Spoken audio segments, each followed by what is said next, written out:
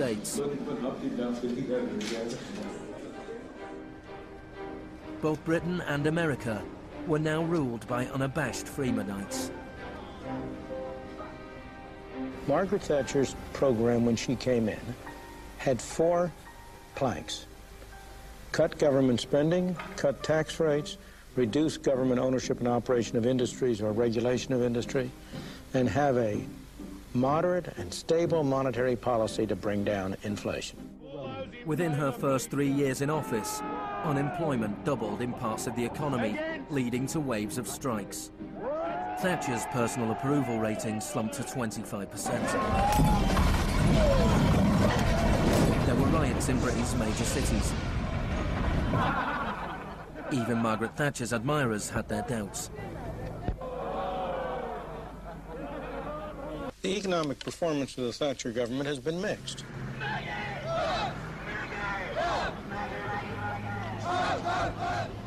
To those waiting with bated breath for that favourite media catchphrase, the U-turn, I have only one thing to say.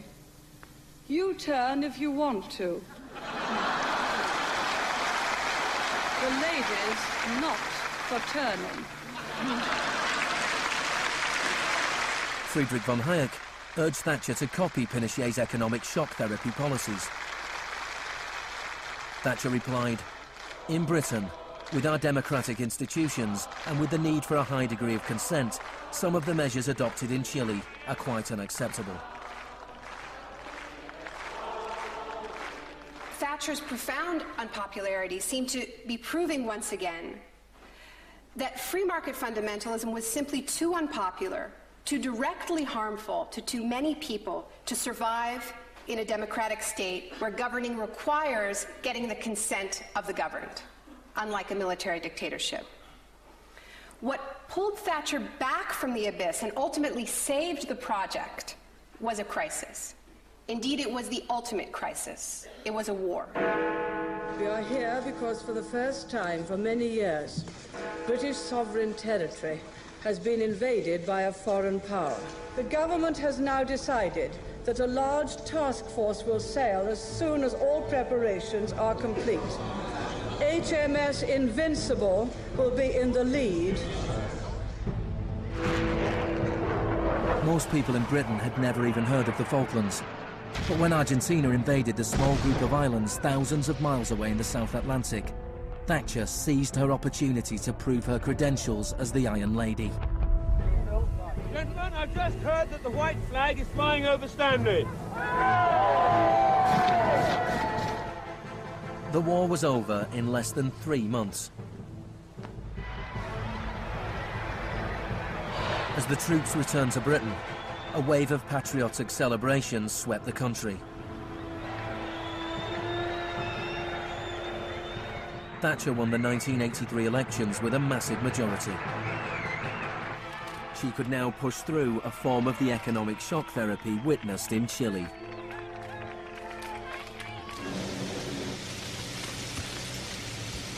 The most powerful union in Britain was the National Union of Mine Workers. When the National Coal Board tried to close pits down, the miners went on strike. Parts of central London are brought to a halt as thousands of miners and sympathizers march through the city in support of the miners' strike. It's Britain's longest and most bitter since 1926, and the most expensive ever. The strike lasted almost a year. Thatcher used every means at her disposal to destroy the union.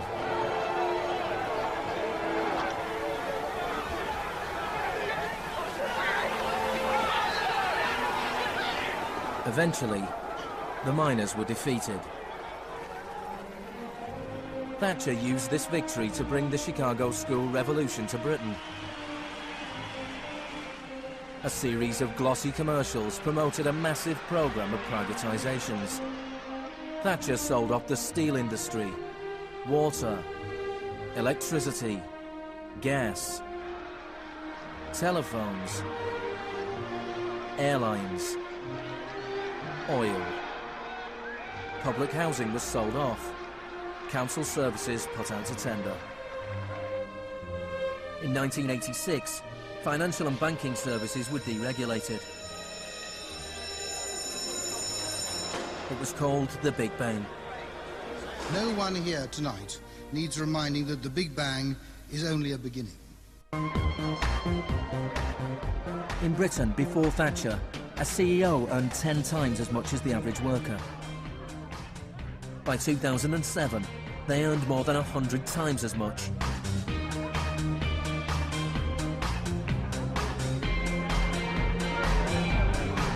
In the US before Reagan, CEOs earned 43 times as much as the average worker.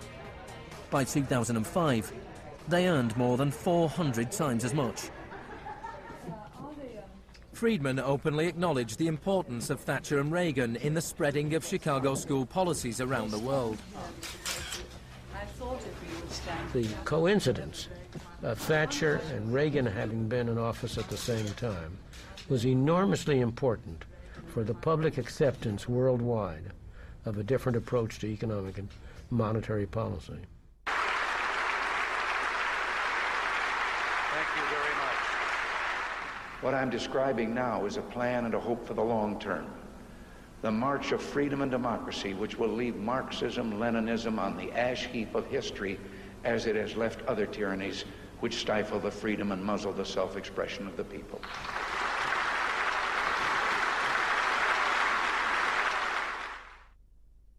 Now, we all know the fairy tale about the fall of communism, that the West under Reagan and Thatcher looked so prosperous to the people of the former communist bloc that they themselves demanded radical free market policies. Now, this really is a fairy tale. It is true that people who had been living under authoritarian communism genuinely wanted democracy. And it's also true that people wanted to be able to go out and buy blue jeans and have Big Macs. That is true.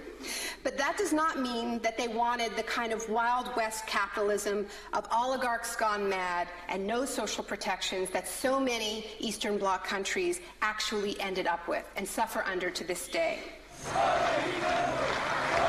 Thatcher had done everything she could to break the power of the unions in Britain. But in 1988, she went to Poland to show her support for the workers' union Solidarity. How do you see the process from where you are now to where you want to be? Strikes in Poland led to Solidarity being allowed to contest a general election in June 1989. This triggered a wave of demonstrations throughout Eastern Europe.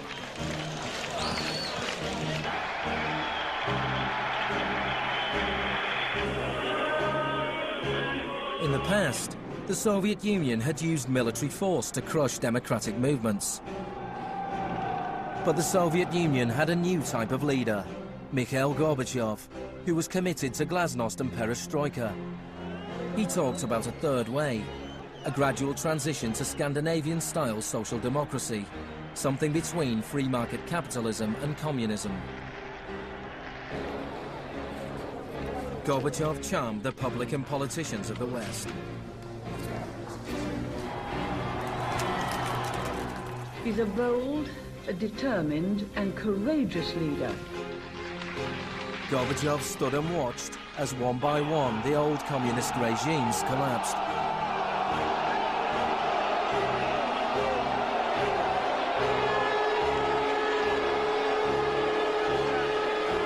At the end of the year, the most famous symbol of the division of Europe came tumbling down.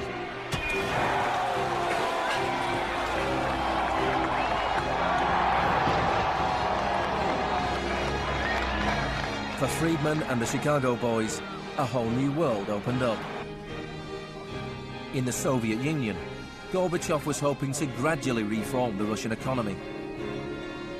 In 1991, Gorbachev was invited to the G7 summit in London.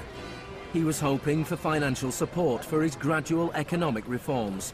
Instead, he was told that unless he embraced radical shock therapy, there would be no aid at all.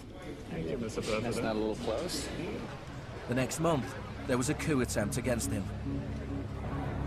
A group of Communist Party hardliners placed Gorbachev under house arrest in his holiday home in the Crimea. Tanks surrounded the White House, the Russian parliament.